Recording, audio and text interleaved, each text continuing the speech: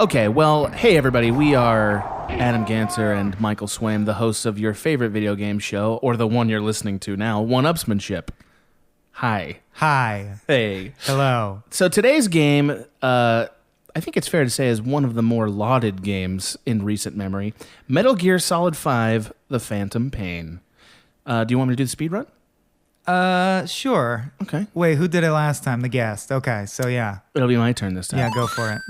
Here we go. Metal Gear Solid 5, The Phantom Pain was released in September of 2015. It's by Konami, as is all of the Metal Gear series. This is the 9th installment in that series. It is a third-person action-adventure stealth game. It is essentially open world. There are three maps if you count your home base.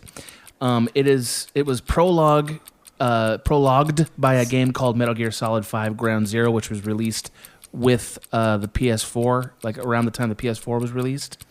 It received a 93 or 95 on Metacritic, depending on which game system. Oh, right, platform. It was reviewed on. It is also the last game, in theory, that's ever going to get made in the Metal Gear series by Hideo Kojima, who is the quote-unquote genius of this whole franchise. It follows Snake, I want to say, or Boss. What name have we settled on for this character? Big Boss? The Boss? I think it's clearer for the purposes of Metal Gear Solid 5, Phantom Pain, not Ground Zeroes. Mm-hmm. God, I hate the titling system. I hate it so much. Because plot-wise, which I actually was able to eventually disentangle and understand the plot, Yeah. this is not Snake. This is a guy who looks exactly like Snake. It's a clone, a lookalike, right? So the character you play as in 5, we should call Big Boss. Yeah. So he's mostly referred to as Boss, is essentially collecting stray soldiers and training them to be in his army, which he will one day take to attack Skullface. Is that the name of the bad guy? Skullface. Skullface. The man with the skull for a face. Yeah. Gold Skullface. He deserved that song. Yeah. Who's developing what I believe is the actual Metal Gear, or Sarcolanthropus, or whatever the fuck they call it. Sahelanthropus. Fuck that name so Fuck hard. all the names. The names are amazing. Every name is amazing and stupid in this series. Anyway, this speedrun got bogged down by facts, so I'll just say it was wildly heralded as one of the best games of the new generation of consoles. I think that's one of the reasons why everybody loves it so much. And I personally have played through it 3 times now, and we will talk about that more during the rants. I'm trying to find, because I don't want to fuck it up. Yeah. Revolver Ocelot's real name. It's Adam something, isn't it? Adamska? Adamska something. So just for everybody's enjoyment, I actually had to get educated on the lore of Metal Gear in order to do the escort mission about Metal Gear Solid 5. Right. And mostly I decided that the names for that fucking character should be the only jokes, because it's just like he has 18 names. It's so dumb and I hate it so much. Shalashaska. Yeah. So his working name is Revolver Ocelot because he uses revolvers. His nickname is Shalashaska. The memorable one. But his real name is Adam or Adamska. He is later known as the Liquid Ocelot. I know it is hilarious when you summarize it. It's really funny. I guess it does deserve that, but I sometimes think we should get into the rant section because I don't want to waste any time. Okay, you want to go first? I get to go first. You should go first. Run. That's don't right. try and steal my rant. I was going to. Checkpoint. Let the court note that a rant steal attempt happened and was duly blocked. I'm gonna Fulton that judge right back to base. I personally, I think the highlight of this franchise is Metal Gear Solid, which was the breakout hit for PlayStation 1, which is technically the third one because there were 2 Metal Gear games before that, and now they restarted the numbering because Metal Gear Solid is different than Metal Gear. So there's Metal Gear and Metal Gear 2, and then Metal Gear Solid, then Metal Gear Solid 2, 3, 4, 5, and 5 again for some reason. I know. But my rant is basically that I think that game perfectly utilized the limitations of the time in a way that when you have an auteur visionary like Hideo Kojima, Wow. as the limitations are, I'm being sarcastic. Yeah. As the limitations are lifted and lifted, they get further and further up their own assholes. And actually, gameplay-wise, 5 is a really welcome return to form as far as focusing on the core gameplay being great. And it is great. The crazy, insane plots that are frankly stupid, like just dumb, continue, but I don't know. They've never not been dumb. So it's what you expected out of this kind of series. So I definitely enjoyed it all around, even though the plot is, to me, like silly, I guess is the word. The plot is like cornball and so imaginative that it's dumb, quite frankly. It's like a child wrote it. It's like a child patched together a bunch of random bullshit. Yes. And of course it includes in this one the introduction of the character Quiet. Oh boy. A woman who cannot speak and in order to survive must be naked at all times because her skin absorbs sunlight. God damn it. I love because there's a Twitter thing where people are like, do you see this character design? The sniper with the huge tits who just constantly does downward dog right in front of you with her ass in your face? Seems problematic. And Hideo Kojima responded, when you find out the secret plot game reason why, you're going to see that it's totally justified and like important to the story. False. No, it is not. It is a tacked on excuse to have her be naked. Yeah. He's like giving himself credit just that there is a reason at all. Yeah. She's the worst parts of anime, right? Yeah, Like, yeah, it's yeah, just yeah. like, what? Yeah. So the reason I like 2 is my favorite part of the game is stealth, and 2 had the rooms were basically laid out from like a top-down perspective, almost like a fancier version of Bomberman. 2. Metal Gear Solid. Oh, I Sorry, see. I I'm with guess you. 3. Yeah. Metal Gear Solid, my favorite one. So the mechanics would be more like knock on the corner, go around the corner while the guy's coming around. And because they've gotten to such an open world place, I think they handle the open worldness well, but I actually miss when it felt more like a puzzle room because each room was not an open world. There were these 3 corridors and this elevator, and you would slowly figure out how to beat that room. It was more structured. Yeah, and I Yeah. kind of liked that. But 5, I think, felt beholden to be like, well, you got to be able to go in any direction at any time and do anything. And the only thing I think that hurts is the stealth component. Because in 5, there's many, many better and funner ways than doing the classic Metal Gear Solid thing, which is stealthing around. It's more fun to shoot your rocket fist at people. Sure is. And so I end up doing that shit, and I miss the stealth element, which was to me, the defining feature of Metal Gear. But I guess to Hideo, it is not. The defining feature is this crazy convoluted soap opera about Big Boss. Wow. Okay, is it my turn? Yeah. Yeah. So I really don't agree with you about how you feel about the stealth. I thought this game really rewards stealth. You haven't played Metal Gear Solid, though. That I has have to not. be said. Yeah. Full disclosure. I guess in full disclosure, I've only really tinkered with Metal Gear Solid when it came out. I didn't own it. I think I rented it once or played it at a friend's house or something. I played basically 1 or 2 of these games, but 5 is the first one I bought and played through, both Ground Zero and fucking The Phantom Pain. This is what I'll say. I read every review when this game came out and could not believe the hyperbole hyped on it for how good it was supposed to be.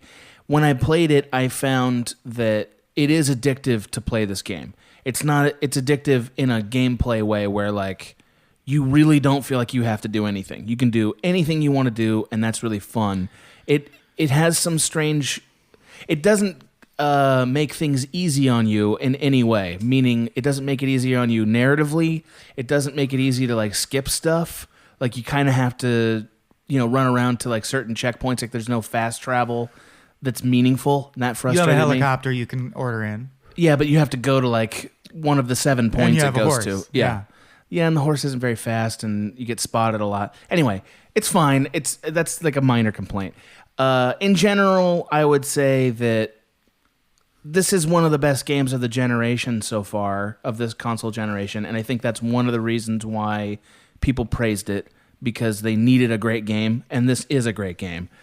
I would say it's real fucking wacky, and I don't know how it holds up tonally to the rest of the series. Snake Eater was even wackier, but this is the closest. It's they've real come since wacky. then. Like to me, this feels like Once Upon a Time Hideo Kojima was tonally correct for 1985 or whenever the first game came out, and then he's like a hairband that just hasn't ever retired, where it just keeps happening. Like the fact that the new enemy, Yeah.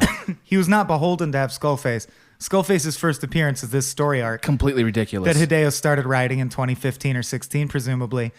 It's like a Dick Tracy villain. Your new big character is going to be just a dude named Skullface. Right. His face is a skull. He's got a he Zorro has no mask. Powers. That's it. He wears a black hat and a Zorro mask. See, you're too kind. I call it a tuxedo mask. He wears a goddamn Sailor Moon mask and a trench coat, and his face is a skull. And then 5 seconds before the game was going to ship, they're like, "Oh shit, what's his name? Skullface."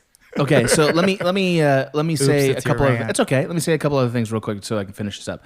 First thing is, despite the obvious frustrations this game has, I've played through it 3 times and I never had to. I didn't do it for anybody else. I did it because it was fun. So there's something there. And number 2, I think Kojima might be a brilliant visual director. He might be brilliant. And people don't give him a lot of credit for that, and he kind of deserves it. He's a terrible storyteller, but his camera work is amazing. I actually agree. All the cutscenes are amazing looking, and the content is so pointless Yes. and wacky and stupid that you would skip it if you could. But since it's unskippable, I often found myself going like, at least he knows how to compose a shot, man. He's it's so a good at shot. That. He's really good at that. Yeah. In a way that, like, I mean, because I direct stuff, and I was like, wow, this guy's got talent at this. Yeah. Anyway, otherwise, I would say this game could have used someone just sort of whispering in his ear that he listened to, like, don't include these 8 offensive things. Like, just like make it a game, not a weird satire suddenly on like child soldiers or snipers named Quiet or just the whole a lot of things. section where you keep saving. Yeah, don't do that. Beasts of No Nation kids who are locked up. Like, know that in the you're middle of this wacky game. Know that your thing is silly. Know that you have a villain called Sahelanthropus and don't have child soldiers in your game. Like, just know that. But it's such a weird mishmash. It's like if Tolkien had written and he's like, the elf will be named Falathalamal, and this guy will be named Hotfoot. Like why? Why? How can Skullface be a character with Sahelanthropus? Skullface really is the Rosetta Stone to the wackiness of this game. All right, that's enough for a rant for now. Checkpoint. Game on. Yeah. Okay, so let's get a few obligatory things out of the way. Sure. Right? What would you give this game out of 100 if it was just for gameplay? I'll play these games, these Come on. numerical What is it? games. What's the number? Wait, just for gameplay? Just for gameplay. Just for the way the game plays, story aside. I have a pet theory that I can't answer a question without prefacing it. Fair enough. No, I have a pet theory that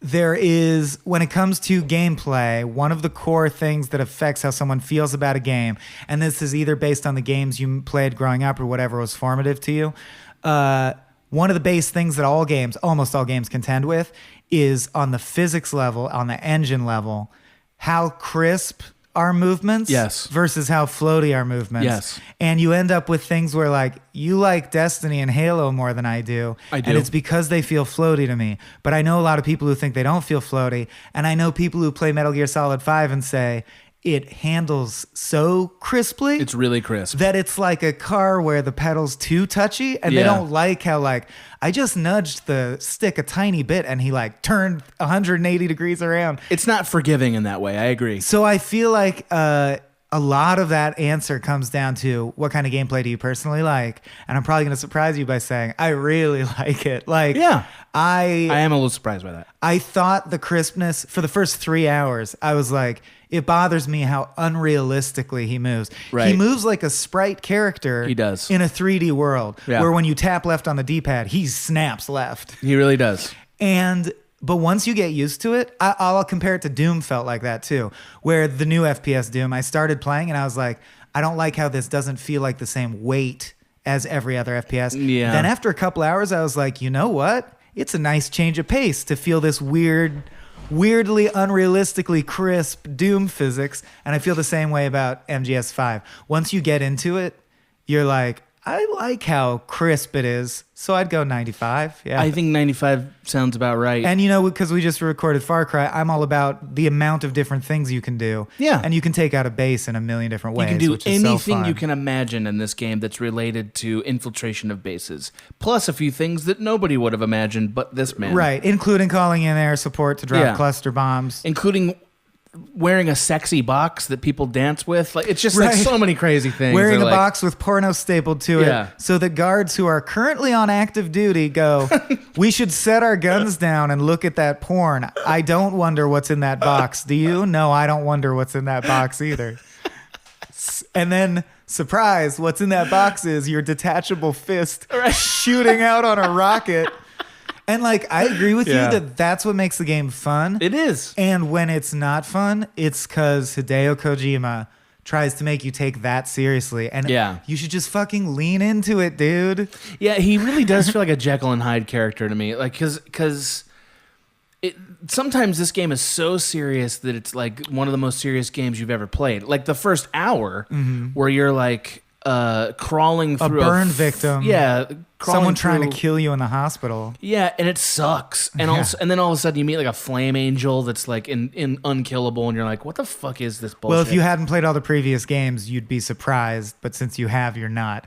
But I imagine someone playing this the first time and being like, oh, there's a flame angel? Wait, is this a military game? I thought this was a military game. Right. Yeah. I don't care why it's there, what is going on. Right. And I don't want to have to read 7,000 Wikipedia entries. Or if you really do have to have played every previous game and remember every plot point. That is such dog shit. I can't even, like, I'm sorry, and I know people are going to be like, what? Like, you like Star Wars and other stuff. Yeah, man, those things are so much more accessible than Metal Gear is. Metal Gear is like 7 layers deep in Inception of its own lore. It's Are there any far soap down. opera like things like that you do like? Like, did you ever like Dragon Ball Z or No. nothing that gets too convoluted? I watched a lot of Naruto.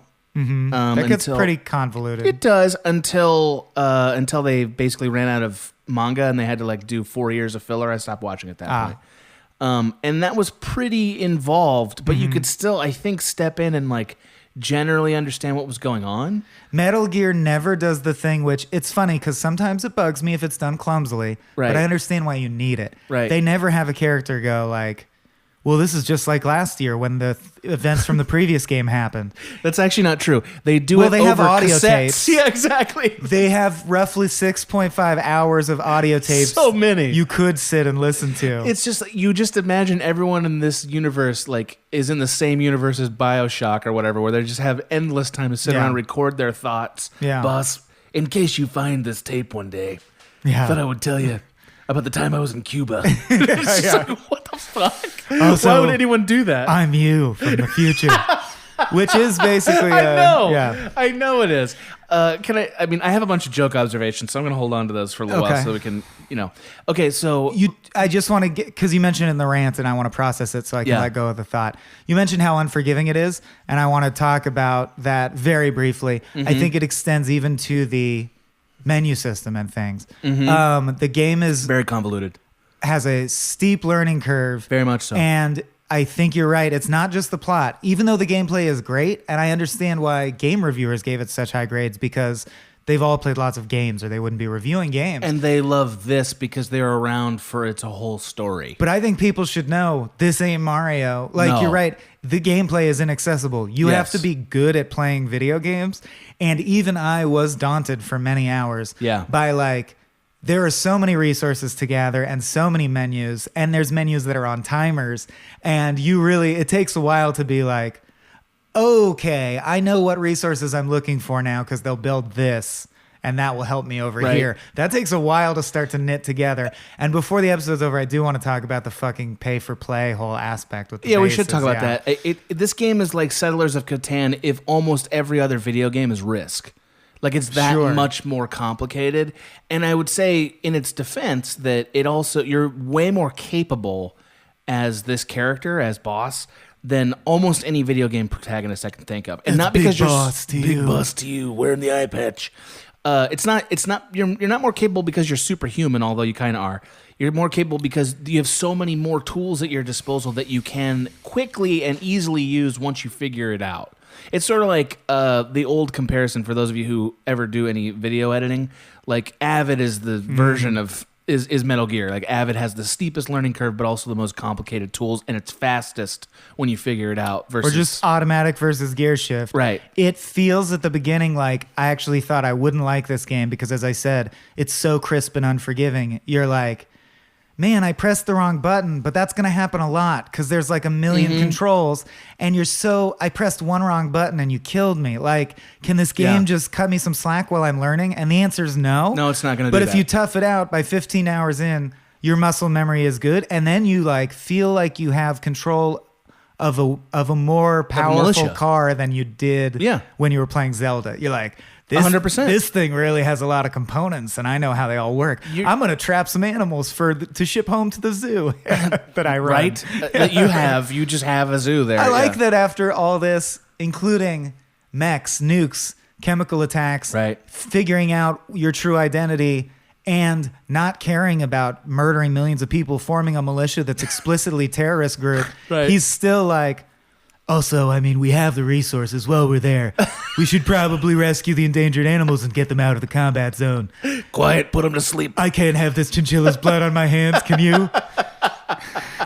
So he makes them travel back to his base via by balloon. magic balloon. Yeah, we've been holding off getting. Balloons. You want to talk about that? Not yet. I do want to talk about that, but the balloons are my favorite thing about the game. Everyone's favorite thing. It's so good. I love the balloons. Okay, so I wanted to like put up this contrast to talk about. So, in what ways does the wackiness help this game, and in which ways does the wackiness hurt this game, in your opinion? I think the wackiness always helps, and even is infectious all the way down to the gameplay level, like I'm saying. Yeah. And I think this is true of a lot of Capcom. Like, there's a series called Lost Planet that's underrated and pretty obscure, but pretty excellent. Capcom loves really crisp controls. Even as they have advanced to 3D worlds, they have kept their control scheme very close to like an arcade feel. Right. And that makes me feel like it's more conducive to a game where you are John McClane being badass, and the main goal is look how crazily it can escalate. When it's serious, I found it either rang really clumsy because I think Hideo Kojima he thinks he's so good at story and he's just okay. Yeah. And he's so confident with it that you're like, you think that idea is so great and it's pretty dumb. Or just like it is dumb and you don't know. But like, when he knows he's dumb and he doesn't care, like he says, what if you could lift everything with balloons and they comically shot into the air? Great. What if your hand fired off and you could control it with rockets? Really great. He has to know that's not adding to the John McClane factor. It's adding to the wackiness. Yeah. And I think we'll all agree those were the best components. So again, I don't know why he didn't learn from Snake Eater. It should just be a comedy series. I think the man is brilliant as a game designer, like as a person who imagines what a game can be and like what elements make it good. Yeah. And what elements are fun to do. Developing systems. He'd be great at making board games, since you mentioned Catan. He's like, it's like the guy was like a fucking master and then he kept doing it.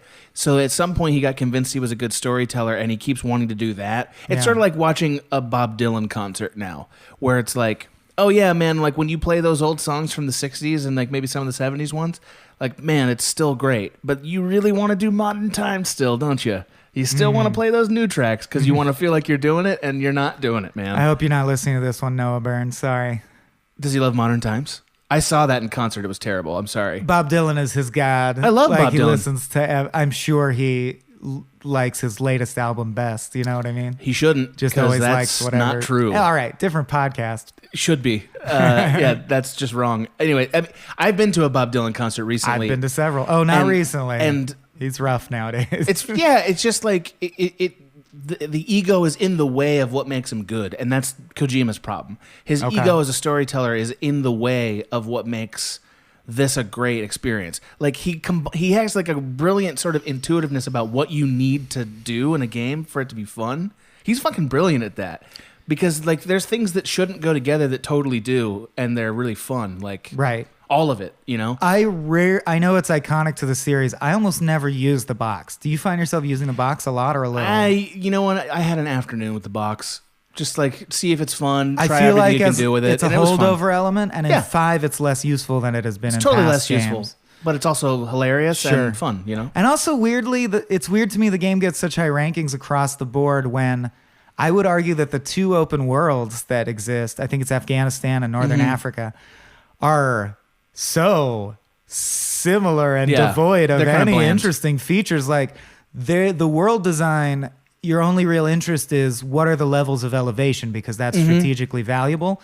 And I agree that it did not detract. I never found myself thinking this game has terrible graphics, but it's amazing to me that it doesn't have terrible graphics. It just has bland landscapes. It has unimaginative, which in an open world game is usually something that would tremendously bother me. Totally. And that might just be, again, big ups to how literally fun playing it is that you can be like, yeah, the background's some dead trees and an endless expanse of brown. That's fine. Right. I just want to know where the nodes are and do some cool shit. Yeah, and he gets that, you know, like I think they lack the budget of a Far Cry 5 is probably why. I don't know. This game had more money than them. I guess. I just wonder why. It's so involved. And yet, everything that happened in Metal Gear Solid 5 would have been improved if the 2 landscapes didn't look so similar. They really see it.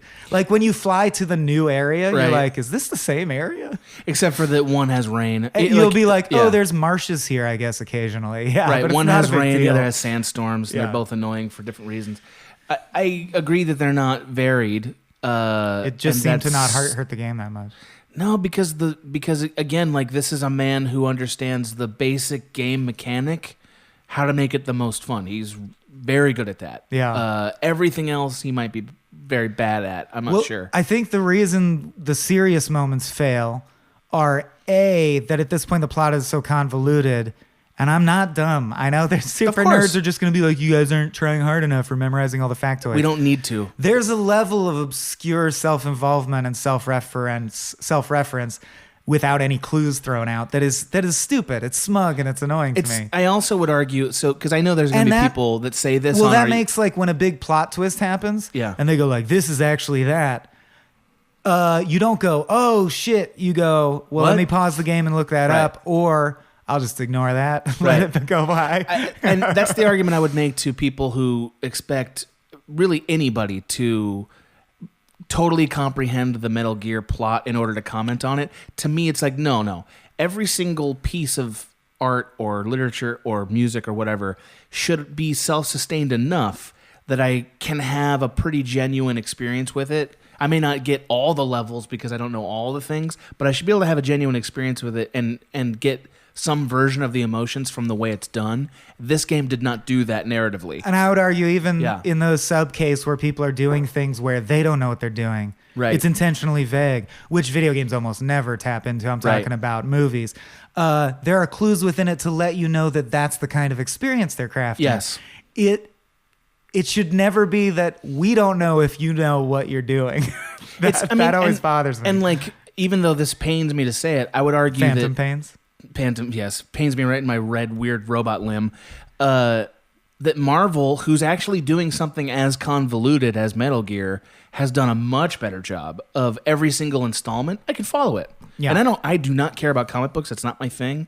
And I don't super love those movies, but every movie is enjoyable enough. enjoyable enough as a movie without me having to have read these comics from 1975 or whatever the fuck. You know, like, I don't have to know that. Well, the other thing is, I think another wackiness aspect we have to hit on, speaking of hitting on, is all your subordinates love when you beat the shit out of them. They love it so much. They thank you and you get bonus points. And it's so weird. So when you walk around in the same game where you just did a mission that is literally about, like, you know, it's tragic how there's child soldiers. You know, they're real. Think about that. Like, in the world, there really are. It fucking sucks. Right. In this game, you get to go save some. Isn't that great? You set them free.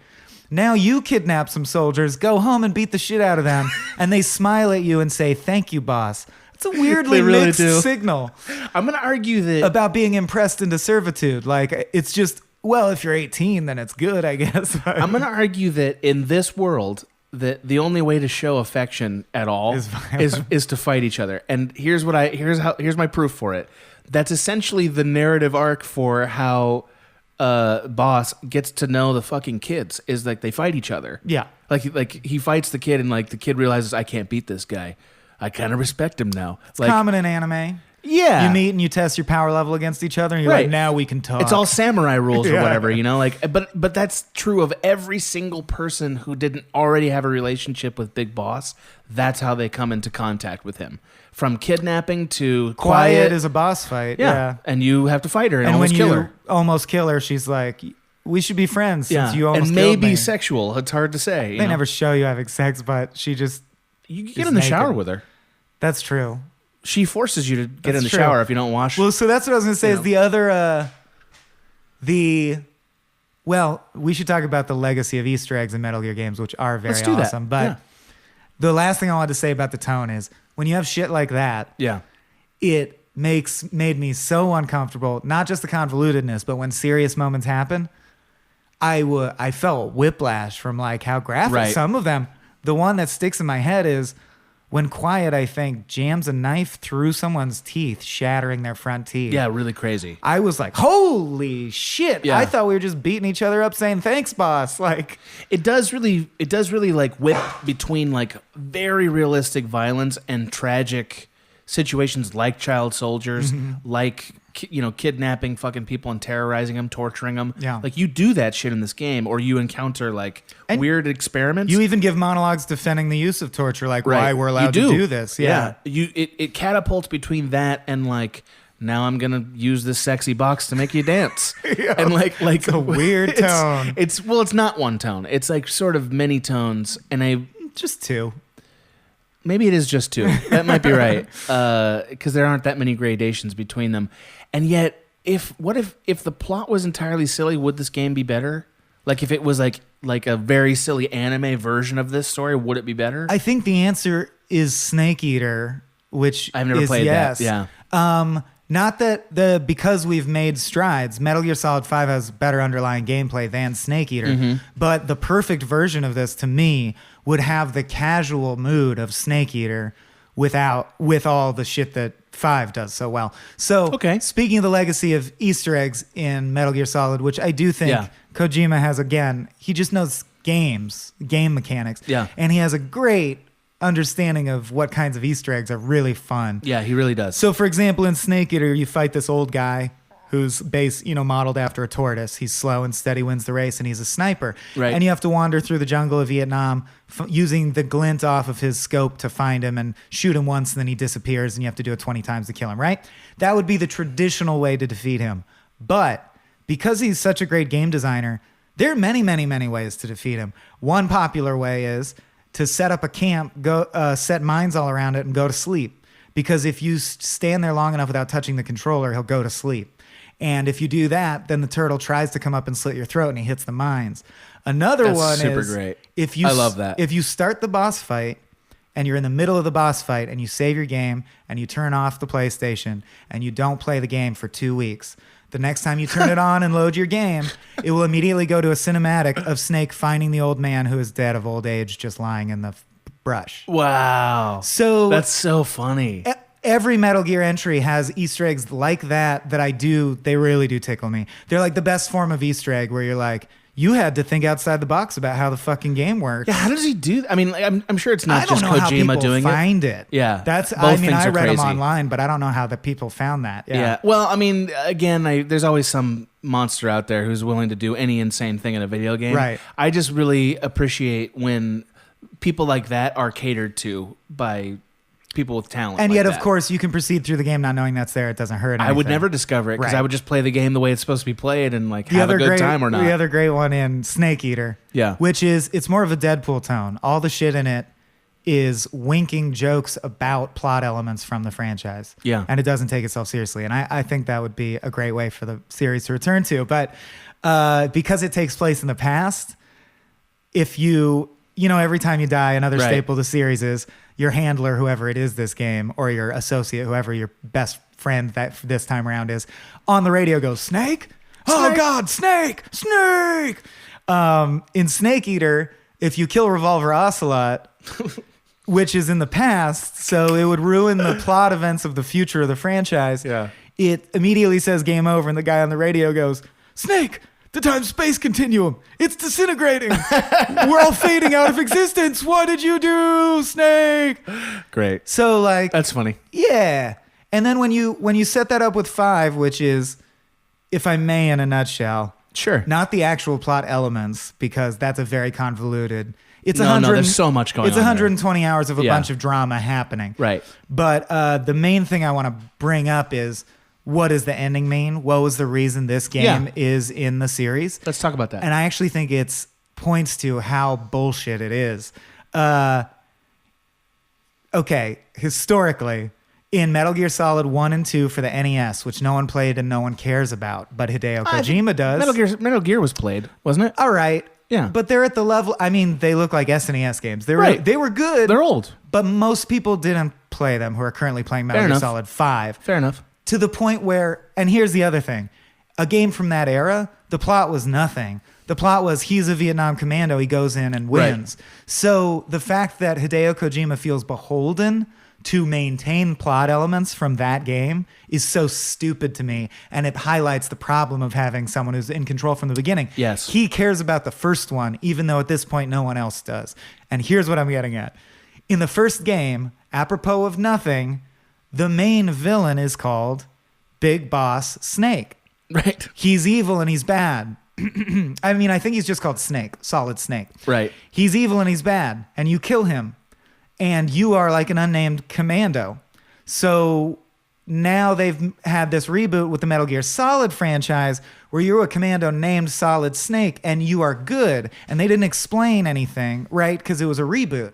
But now, with Metal Gear Solid 5 Phantom Pain, He's trying to merge the worlds. he wanted to link the original NES games with the rebooted Solid series Right. in a way that explains why they turned the bad guy to a good guy, when in reality, the only reason was no reason. You know what I mean? Like, because it was better for the game. the first game had no plot, and then when we Right. rebooted, we thought that was a better name for the protagonist, so we switched it. Right. Well, the whole point of this hundreds of hours of convoluted nonsense with a plague that can only be transmitted via language and all this bullshit is to find out at the end that this whole time you are the guy destined to become the evil version of Snake from the first NES game. Right. And that's how throughout this whole game you're like, why am I slowly becoming a worse and worse dude and running this huge army? Because you are not Solid Snake from Metal Gear Solid. Right, you're the bad guy, right? You're a guy who's had reconstructive surgery to look like him, who will become the bad guy from the first one Right. and get killed by Solid Snake from Metal Gear Solid Right. 1, 2, and 3. That's real dumb. And it's I knew that, but it's that's real basically dumb. an identical twins plot only to justify a plot point that is technically a plot hole, but again, that no one would mind if you just never addressed it again. Well, I mean, this is the problem with like television programs when they don't have a series arc.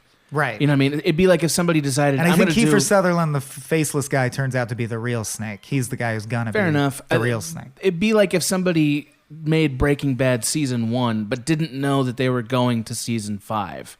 Like they didn't know where they wanted to end up. So like each season So they Lost. reimagined, right? Like Lost, exactly. Lost is exactly what that is.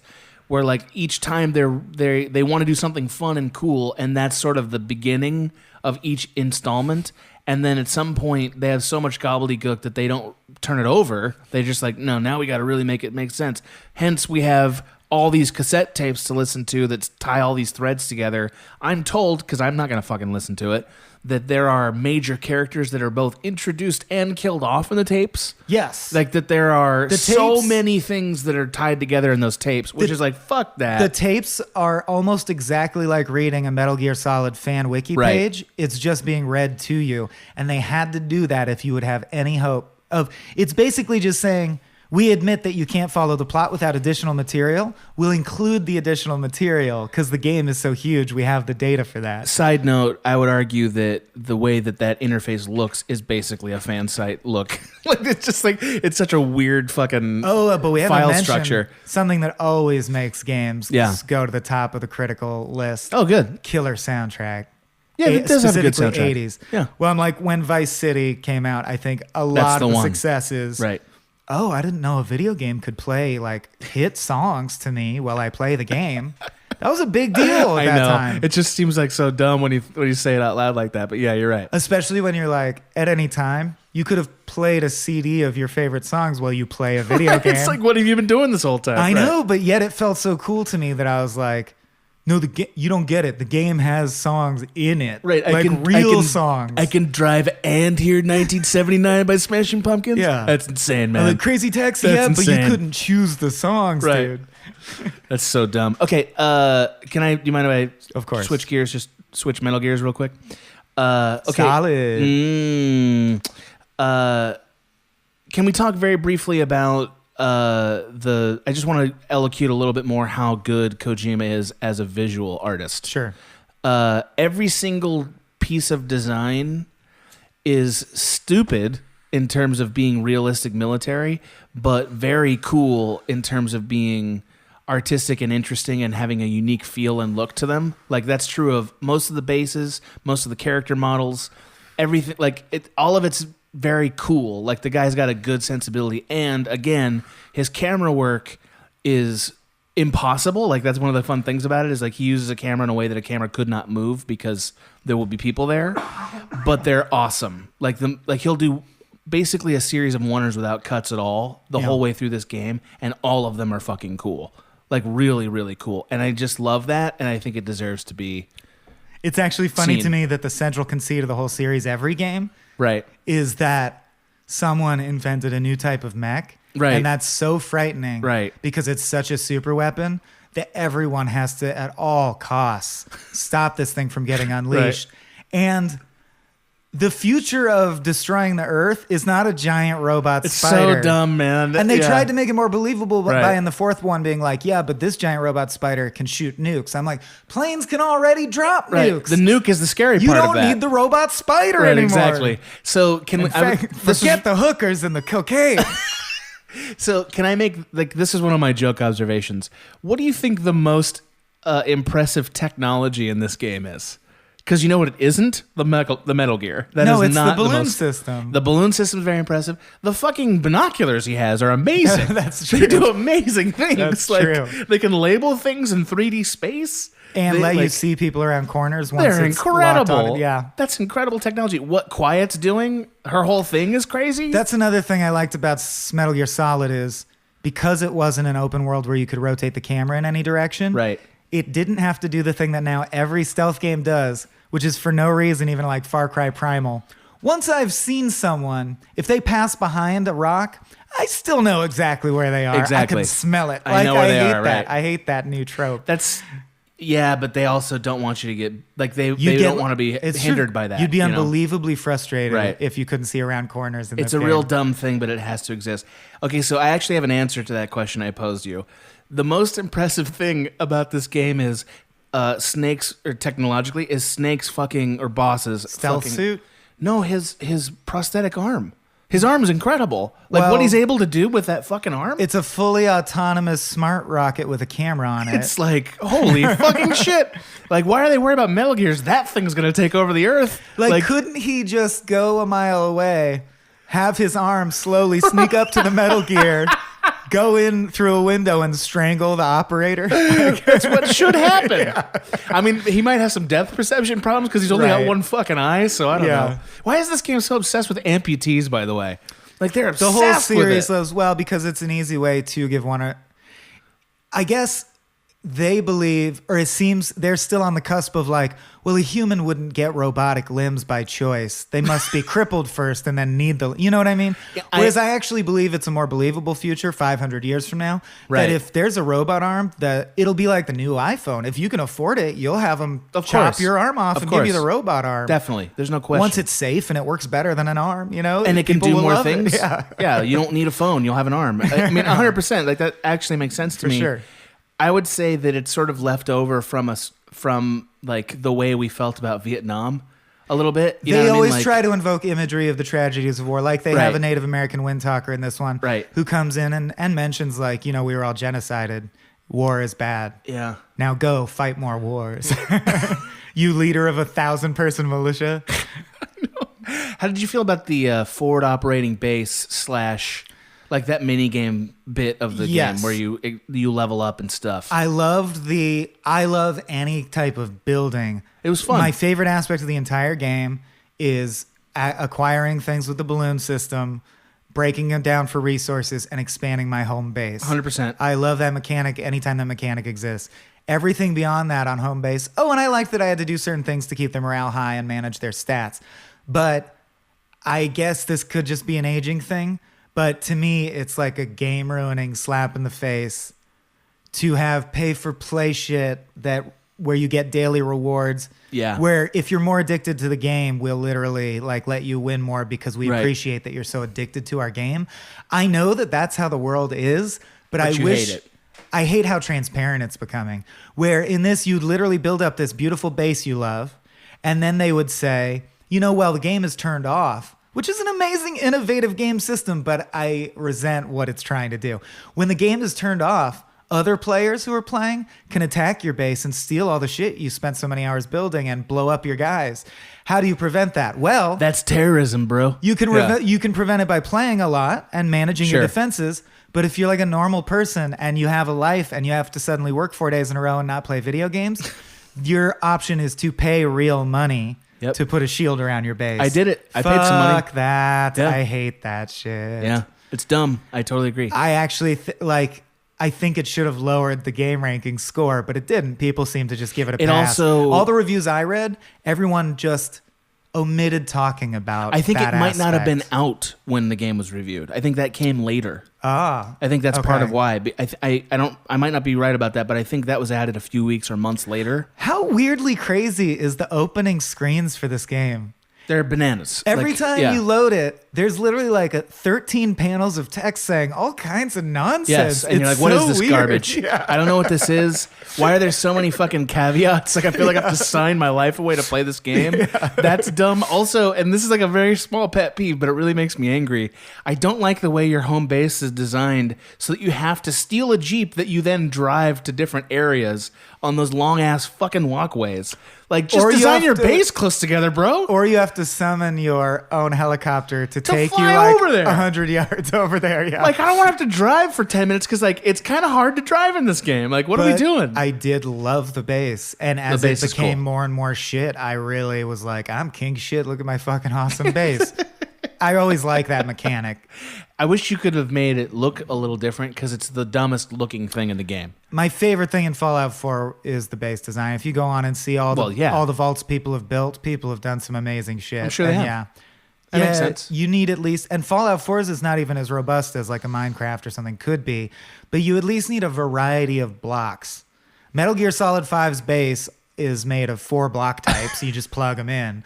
But I still fucking enjoyed stealing enough Jeeps to buy a new block. Stealing it once you upgraded your balloon enough to steal Jeeps, that's all you did for a day. You know what I mean? It's so fun. Well, it's because, again, and we've talked about this recurringly in open world games, the smartest open world games know that these days you have to at least overlay enough systems that every 10 feet there's something fun to do. Right. So to keep it from being, well, this is just all combat all the time, this game has one of the best solutions ever. What if every CG prop that exists in the game you could steal and it somehow benefited you that you stole it? Yeah. Well, now the whole game's just stealing anything that's not nailed down. That's basically all I did. I did that 3 times. And then you can eventually steal people. So by That's the end, all I did. I'm not killing anyone. No, I didn't kill anybody either. I would like rob a whole village to the point where it's just foundations left, and the last guy's like, "Wait, what's going on?" Then up he goes in a balloon. Yeah. You know? What was that noise? Yeah. I did that shit all the time. I upgraded Quiet so that she also was sniping fools. So I was just walking in to a bed and breakfast of sleeping fools to just balloon them up. That's all I would do. She would just snipe them with the trank darts. You'd upgrade her, so that's what she did. Yeah. And then you're just walking into basically a fucking college sleepover. Like ballooning fools back to your base. You didn't do shit, you know? It's so good. But I like also, speaking of these binoculars, can administer on site a like FASFA like test, like an ASFAB intelligence test. Like these are binoculars that can look at your head and go like, that guy has a BA in particle physics, but he's not that bright. And at parties, he'll talk a little too much. If he gets drunk, he'll say some racist shit. Yeah. Maybe balloon him, maybe don't. It's your call, big boss. Like binoculars are giving you this information. This guy, as a human being, is worth A++. This one's worth D-. But I loved, I would just lick my lips when I zoom into a like outpost full of dummies. And there's a guy who's like, I'm like, you're too smart for this world, my friend. You're going to come with me. Right. Yeah, you find the one guy that's like an S+. You're like, it's like, what fucking Mensa are you, bro? You belong to me. It just says like, he knows science good. You want this guy.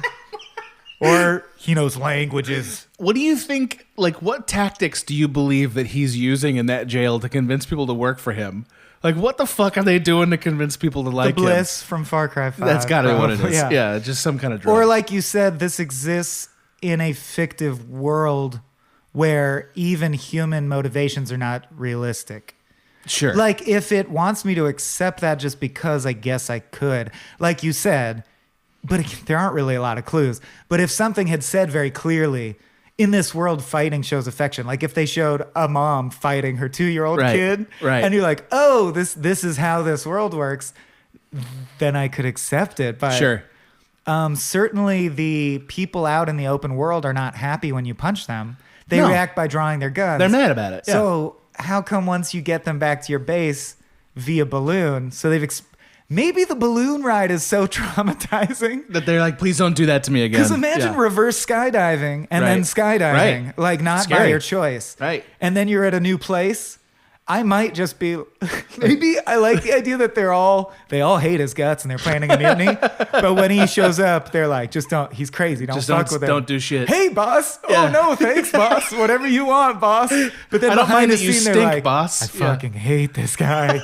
But they'll come in and fight for you, won't they? Can't you summon them to fight for you? No, obviously they just magically love you. Yeah. And I think the only reason is it's basically saying, well, if you met John McClane, you'd love him too. It's like he's so badass. He's so badass that they go like, well, I guess I'm in this guy's army now. Like I this feel like guy fucking rules. Yeah, dude. he's got some kind of violent sex magic, like where they all just love his ass so much. Or here's my other smoking cigars. He's got an eye patch. I don't care if he punches me. Headband. He's got a weird mullet, and it's not that bad. It's like, I this is my argument.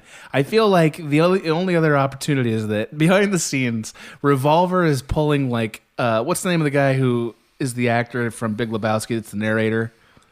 Oh gosh, yeah, the classic cowboy. That's what I don't. That's what Revolver's doing. Sam. I forgot his name. Just lost it. I'm not gonna look it up. I don't give a shit. We all know who I'm talking about. Sometimes you at the bar. Sometimes the bar hits you. That's what Revolver's doing. He's just going to each one of them and like narrating what Boss is up to. In that cowboy voice, and they're like, "Yeah, that does sound pretty good." Like, can I go home? Well, let me tell you this. Right now, Boss is sneaking up on a naked sniper on top of a rock formation. You hear that distant, soft yelp? That's the sound of Boss tranking a guy. Yep. You'll have a cellmate soon enough, son. He's bringing a rare pelican here via balloon. Oh, well, you didn't say that. They're so pumped when you come back. It's like children being excited when their father returns from work. They're so pumped. I know they never do, but I wouldn't be like surprised, or it wouldn't have seemed out of place if you ever beat one up and they went like, "Thanks, Daddy." Like that's how they act. They do. They do. It's something really dark is going on in that fucking base. Yep. I don't know what it is. It's real dark. Okay, this is another funny thing that I like. Everyone noticed it because it's impossible for it not to be noticed. Kojima put his name on this game 150 times. Like he put his name on it after every fucking mission. Oh, I forgot. That's right. How could I forget? Every time you start a quest, it's the equivalent mission. Of if you went into Skyrim, if you were playing Skyrim and you went to Whiterun and the guy said, "There's this quest," and it faded to black, and every time said, "Skyrim presents this mission." It would from this game. It would be like that, or it would be like one of those fucking one of those calls or whatever the name of them. Just saying like, "The Nords need to be free," presented by Hideo Kojima. Like, it's just like, you're like, no, that's like awful. It doesn't make sense. He put it on there so many times, and like, I'm going to tell you, it's worse than things I saw in film school from bad directors there, where they just didn't know where the credits go, so they just keep saying it. You know? It's that level bad. And you're like, dude, we know who you are. We know that you did the game. Like, what are you doing? I think he's crying out for this to be viewed as an action TV series, whereas he was trying to prove with 4 that he could make a movie, because 4 famously had unbearably long cutscenes that were unskippable. Yeah. Like a full 17 minutes and shit. Yeah, he's and wrong. And people went, oh, you want to prove that you could make a movie and maybe get a movie deal out of this. I think in 5, he's arbitrarily parceling it out as a TV show to be like, could I get a TV show deal maybe? Like he's just pitching other media, I think. This guy doesn't need the money, man. He made this game for the same reason Trump ran for president. Oh, he's boy. just trying to launch a TV show. His own brand, the blowing up in Kojima his show. face, yeah. Well, he's wrong.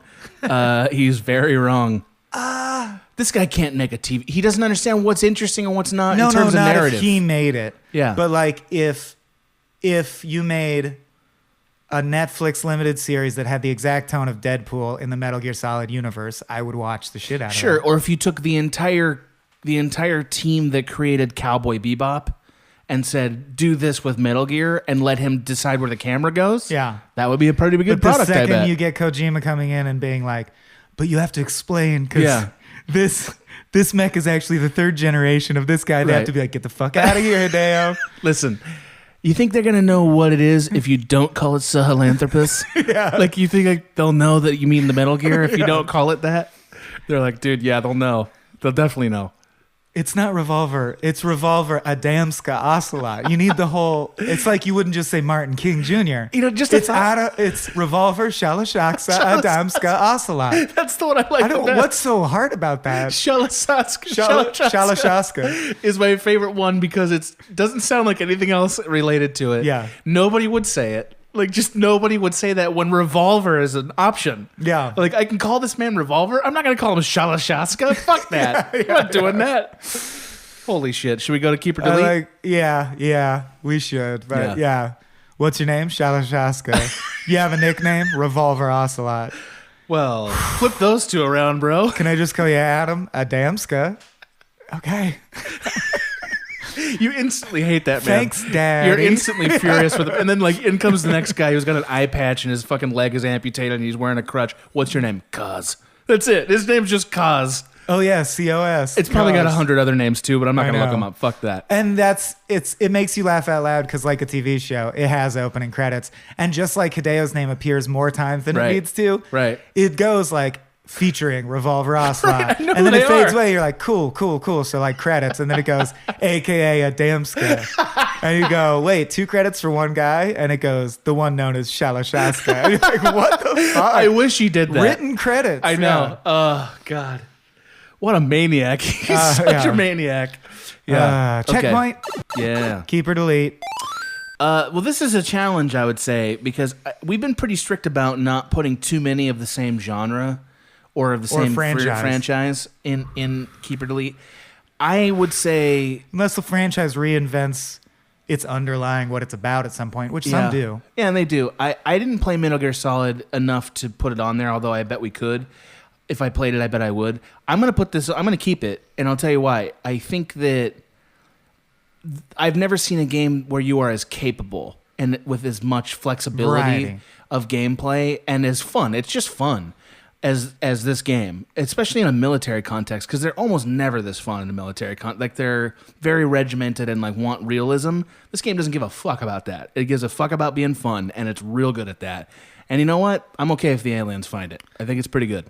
I'll delete. Yeah. Because I do give a fuck about story elements in town.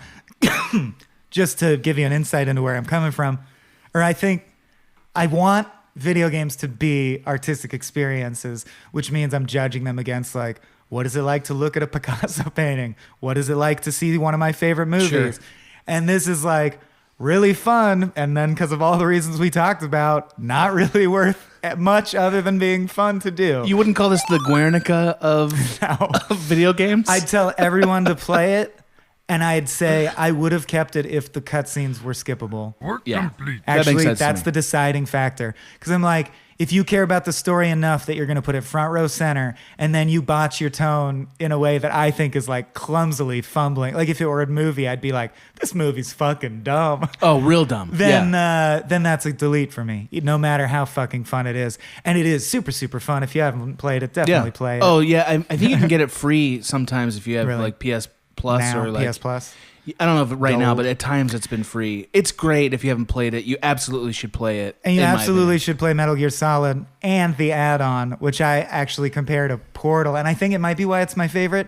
After you beat the campaign, there's this whole thing just called VR missions. And it dispensed with everything and literally was just like a grid of like that's fun. wireframe. Yeah. And it was just 150 stealth puzzles of, okay, Snake, now that you have every capability, here's 30 guys in a grid. See if you can get to the end. Like this guy and might, that was so fun. Kojima might be like beautiful minding this whole thing. You know what I mean? Like he might be that kind That's of dude. what I mean is it did remind me of Portal, at least the VR levels, where some of the ways you had to beat the room, you're like, whoever designed this puzzle is really smart. That's Right. an ingenious puzzle. Right. He's Yeah. really good at that. Yeah. Yeah. Real mega talent. But he's real bad at some other things. So, okay. Well, thanks so much for joining us on this episode of 1Upsmanship. I've been Adam. I'm still Michael. See you and around. As I shall ever be. We're gonna Fulton ourselves right the fuck out of here. Game over. This has been a Small Beans endeavor. We're a bunch of pals who make podcasts, sketches, music, web series, and movies. The Beans always have new ideas percolating, so make sure to check us out at patreon.com/smallbeans. That's patreon.com/smallbeans, where you can browse all of our current and past content, see what we've got planned in the future, and learn how your support can help the small beans grow into huge, giant monster beans. If you enjoyed this content module, please like, rate, subscribe, or tell a friend about us. We love you!